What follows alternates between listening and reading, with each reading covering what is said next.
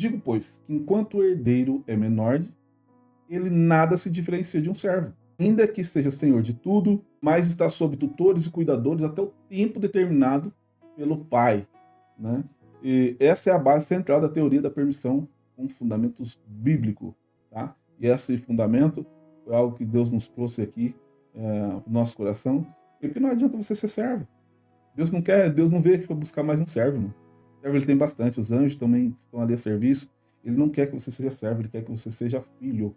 E talvez você está vivendo como servo. Você participa da casa, você está na casa, você adora na casa, você vai lá se alimenta na casa, você come do que tem da casa, só que você não é filho. Porque o servo faz tudo isso. Um escravo, ele mora na casa, ele come da casa, se alimenta da casa, ele trabalha na casa. Mas e aí? Mas ele não é filho. Ele não tem direito de filho. Ele não tem acesso de filho. E talvez você está vivendo assim. Você está tendo capacidade, você tem disposição, mas você não tem permissão. Você não tem acesso. Você não tem autorização para poder tocar em algumas coisas.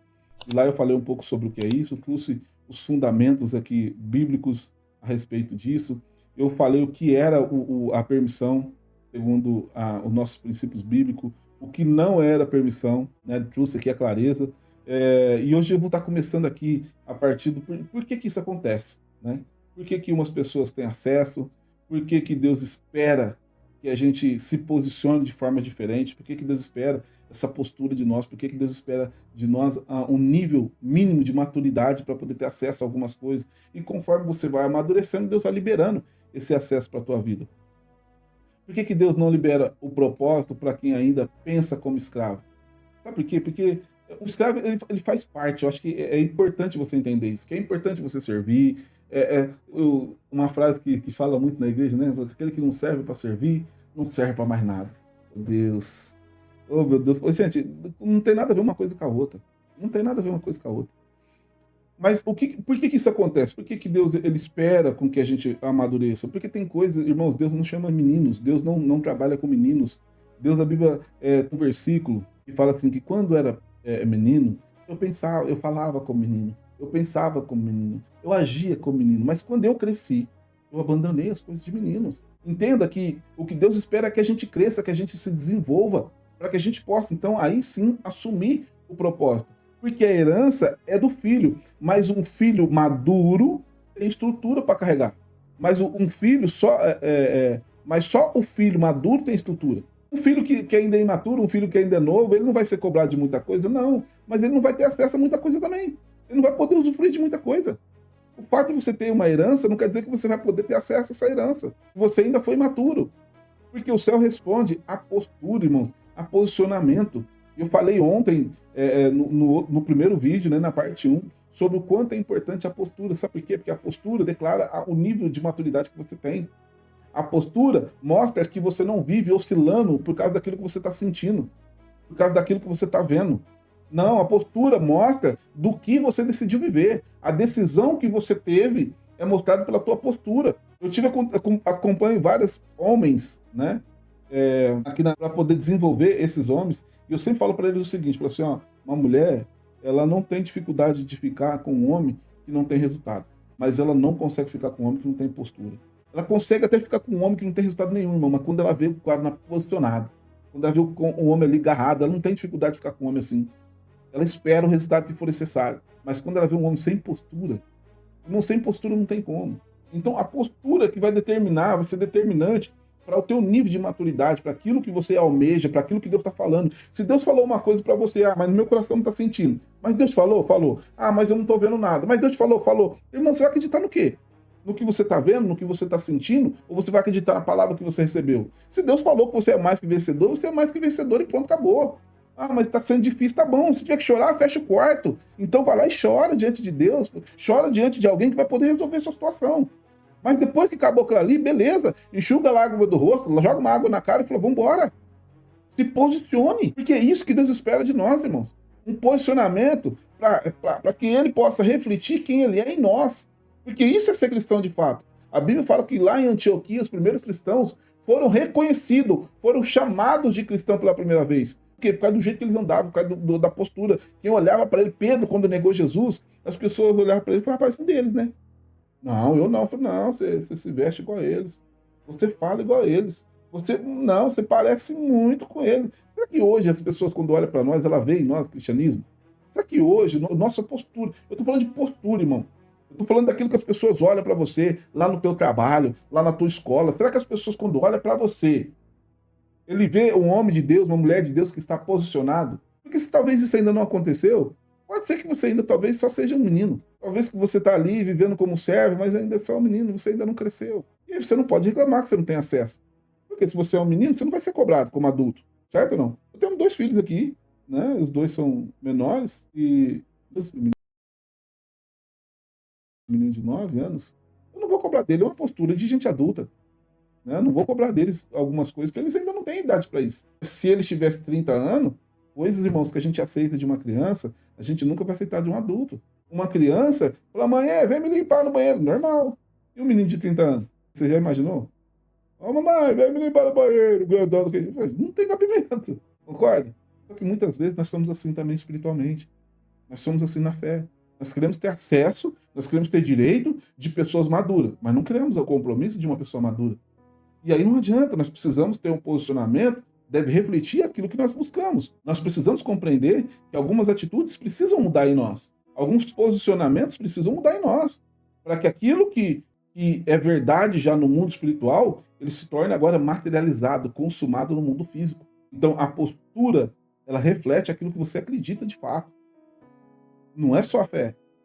Porque a fé sem obra ela é morta. A fé sem uma postura, sem um posicionamento, ela é vazia, irmão. É o que Tiago fala. A fé sem obra ela é morta. E você vai ver que até Jesus passou por esse processo. Com 12 anos de idade, Jesus, você vai ver em Lucas 2, 41 a 52. Você vai ver que com 12 anos, Jesus ele já demonstrava disposição. Nota, lembra que eu falei para você que dentro da teoria da permissão é o quê? Disposição, capacidade e a permissão. Jesus, com 12 anos, ele já tinha disposição. Você vai ver, você lê Lucas 2:41 até o 52, você vai ver quando Jesus perde, quando Maria perde Jesus lá no templo, e depois ela acha ele depois de 3 dias procurando, e ela acha ele na onde? Lá dentro da sinagoga, no templo, né? Indagando, questionando os doutores da lei. Os doutores da lei, irmãos. Era a classe mais alta. Não eram os mestres, porque tinha os mestres e tinha os doutores da lei. Esse pessoal nem não conversava com crianças. Você vai ver que eles tinham uma necessidade muito maior daquilo que eles buscavam em Deus. Só que você vai perceber que quando Jesus vivia, ele era esse menino, né, que você com 12 anos, ele já tinha entendimento e ele já tinha disposição. Porque olha o que ele fala, uma frase que Jesus usou quando a mãe dele encontrou ele lá dentro do templo, interrogando os doutores da lei, que era um pessoal que nem conversar com criança não conversava, mas ele estava assustado com a capacidade intelectual desse menino. Aí Jesus, quando Maria veio, ele falou, filho, por que você fez isso com a gente? Aí teu pai estava preocupado com você. E aí Jesus olha para Maria e fala o que para a mãe dele? Não sabia que eu deveria estar aqui cuidando dos negócios do meu pai? A senhora não sabia? Sabe o que Jesus está falando, irmão? Ele está falando assim, mãe, eu ouvi e cresci ouvindo a senhora falar de como eu nasci, de como eu sou fruto do Espírito Santo, que eu tinha uma missão muito grande e que Deus havia de manifestar. Jesus ouviu, querido, cresceu ouvindo isso. E ele sabia. E olha aí que ele mostra que disposição. Com 12 anos, irmão, qualquer jovem, qualquer criança com 12 anos estaria desesperado. 3 dias longe do pai e da mãe. Qualquer criança estaria desesperado pelo pai e pela mãe, lá onde não está. Ele estava ali interrogando. E ainda mostrou com orgulho que ele falou assim, não, mãe, eu sei qual é a minha missão. Eu sei qual é o meu chamado. E eu estou pronto aqui para obedecer. Olha a disposição que ele tinha para fazer. Ele mostra ali não só a capacidade, ele impressionava os doutores da lei com a sua capacidade, mas mostrou a disposição que ele tinha para poder atender. Aí a pergunta que eu te faço é, então por que Jesus não começou o ministério dele então com 12 anos? Se ele já sabia o propósito da sua vida, ele já sabia o porquê que Deus tinha chamado ele, por que então Jesus não começou o propósito da vida dele? Sabe por quê? Porque ele ainda não tinha permissão para isso. Ele ainda não tinha maturidade suficiente. Irmão, você já pensou hoje, com essa história? Já pensou com 12 anos esse menino para a cruz? Levando as primeiras chicotes estralando e chamava a mamãe dele. A primeira vez ele falou, não, eu não quero mais não. Eu não quero isso aqui não. Eu estava gostoso até a hora que eu estava interrogando, questionando, debatendo conhecimento, que isso aí eu sou bom. Mas a hora que chega o sofrimento, e na hora de pagar o preço pelo ministério, Aí a hora que o filho chora, a mãe não vê.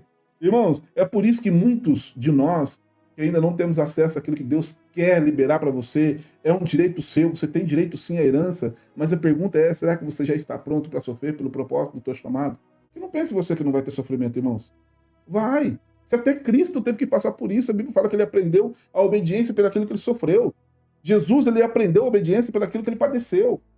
Se até Jesus ele sofreu, até Jesus passou por situações muito difíceis para poder assumir o propósito da sua vida, você acha que você não vai passar, irmãos? Você acha mesmo? Não, nós temos um propósito, irmãos. É lógico que o de Cristo é de Cristo, mas todos nós vamos sim ter que passar. Não tem como nós não passarmos por isso. Nós vamos precisar passar. Mas o mais importante disso tudo é que quando você estiver passando por tudo isso, a Bíblia fala assim: bem-aventurados sois vós, quando vocês forem perseguidos por amor do meu nome.